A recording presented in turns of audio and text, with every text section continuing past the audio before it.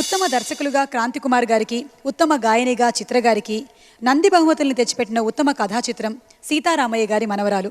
ఈ చిత్రంలో కీరవాణి గారి స్వరరచనతో, వేటూరి గారి పదరచనతో రూపొందించిన పాటలన్నీ కథని నడిపించినవే. ముఖ్యంగా తాత మనవరాళ్ల మీద చిత్రీకరించిన త్యాగరాజ కృతి. ఆ కృతికి తన సాహిత్యంతో వేటూరి గారు ఇచ్చిన కొత్త ఆకృతి ఆ సినిమాకే మకుటాయమానం. ఆరభిరాగంలో కీరవాణి గారు స్వరపరిచిన ఈ ఆర్ద్ర గీతం బాలుగారు చిత్రమ్మల యుగళంతో 1000 ఏళ్ల ఆయుష్ పోసుకుంది. పాట వినగానే సన్నివేశాన్ని కళ్ల ముందు నిలిపేటువంటి ఆ యుగళ గీతంతో మన ముందుకొస్తున్నారు సీతారామయ్య గారు, బాలుగారు, వారి మనవరాలు కల్పన గారు.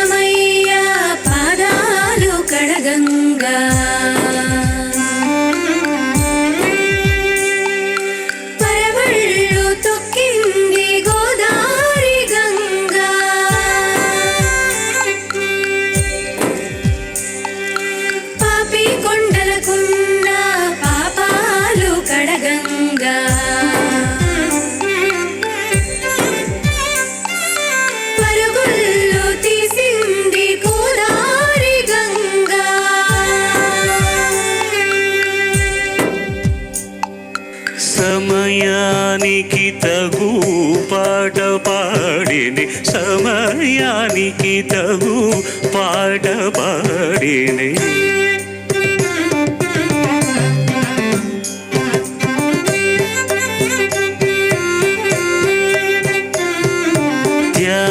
త్యాగరాజుని లీలగా స్మరించునటు సమయానికి తగు పాట పాడిని. మగరి మగరి ససదాద ససరి సరి సమయానికి తగు పాట పాడే. ధీమంతుడు ఈ సీతారాముడు సంగీత సంప్రదాయకుడు, సమయానికి తగు పాట పాడేది.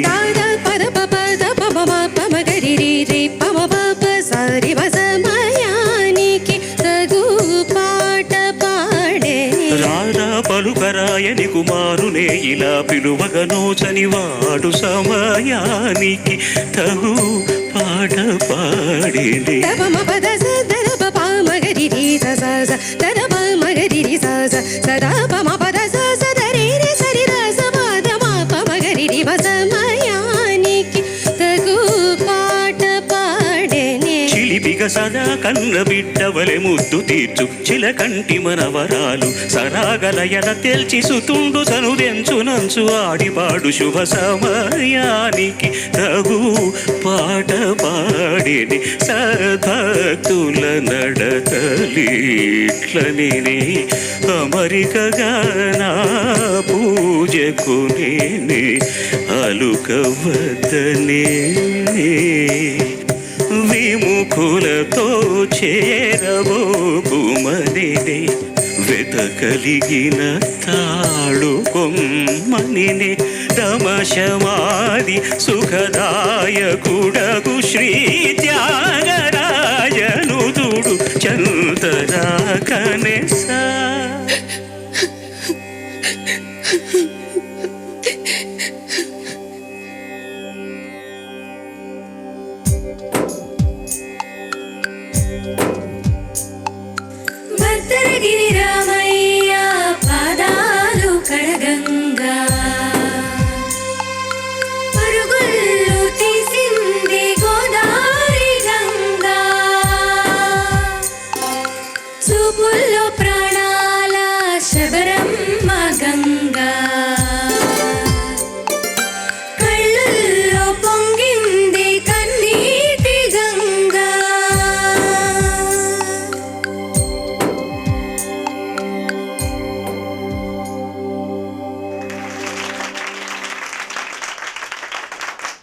అద్భుతమైన కంపోజిషన్, అంతే అద్భుతంగా బాలుగారు, కల్పన గారు మనకు వినిపించారు. సార్, ఈ సన్నివేశ కల్పన గురించి, అంటే ఈ పాట ఈ కథ చాలా ఉదాత్తమైన కథ. ఒక సందర్భం తండ్రి తల్లి యాక్సిడెంట్లో చచ్చిపోయారు. కూతురు పల్లెటూరుకు వచ్చింది. తాతయ్యకు చెప్పకూడదు, తాతయ్యకి తెలుసు. తాతయ్యకి తెలుసని మనవరాలకు తెలియదు. సాయంకాలం వాక్యాడికి వెళ్ళినప్పుడు అమ్మాయి వయలిన్లో వాయిస్తే తాతయ్య పాడుతూ ఈ పంచరత్న కీర్తనలోని ఒక కీర్తనని తీసుకొని చివరి 4 పంక్తులు తప్పించి మిగతావన్నీ కూడా స్వరప్రస్తారం చాగయ్య వారు చేసింది. దానికి సాహిత్యవంత సుందరరామూర్తి గారు సీతారామయ్య గారి పాత్రను దృష్టిలో పెట్టుకుని రాసినటువంటిది. తెలియకుండానే తెలియచెప్పడం మనవరాలి, నాకు తెలుసమ్మా మీ నాన్న పోయాడు అని. ఇవాళ పొద్దున కూడా నేను కీరవాణి గారితో ఒక అనుమానం వచ్చి మాట్లాడినప్పుడు నేను అడిగాను ఆయన్ని, ఈ సందర్భంలో ఈ కీర్తన పెట్టుకోవాలని ఎవరికి తోచింది? సార్, డైరెక్టర్ గారేమో ఈ సందర్భంలో పాట కావాలని కోరుకున్నారు. ఏదో ట్యూన్ చేద్దామని కూర్చున్నప్పుడు సుందరరామూర్తి గారు సజెస్ట్ చేసింది ఏంటంటే, ఆ అమ్మాయి 16 ఏళ్ల పిల్ల అమెరికాలో ఉన్నా కూడా మన సంప్రదాయం చెడిపోకుండా ఇక్కడ సంగీతం, నృత్యం ఇవన్నీ కూడా నేర్చుకుంటోంది కాబట్టి ఇప్పుడు వైలిన్ వాయిస్తోందన్న ఒక పాత్రను పెట్టారు అక్కడ, పరికరాన్ని. సో పంచరత్న కీర్తనలో సమయానికి తగు మాటలాడేనే అనేటటువంటి పల్లవిని పాట పాడేనే అని చెప్పకుండా ఈ పాట ద్వారా ఆ పెయిన్ ఏమిటో తాతయ్య మనవరాలికి తెలియజేస్తే తాతయ్యకి తెలిసింది అని ఆ క్షణంలో అమ్మాయి దుఃఖించడం అనేటటువంటిది. ఈ పాట పెట్టాలి అన్నటువంటి అభిప్రాయానికి వచ్చి అందరికీ చెప్పింది వేటూరి సుందరరామూర్తి గారు. ఎంత ఎంత ఎంత గొప్ప అభిప్రాయం అది.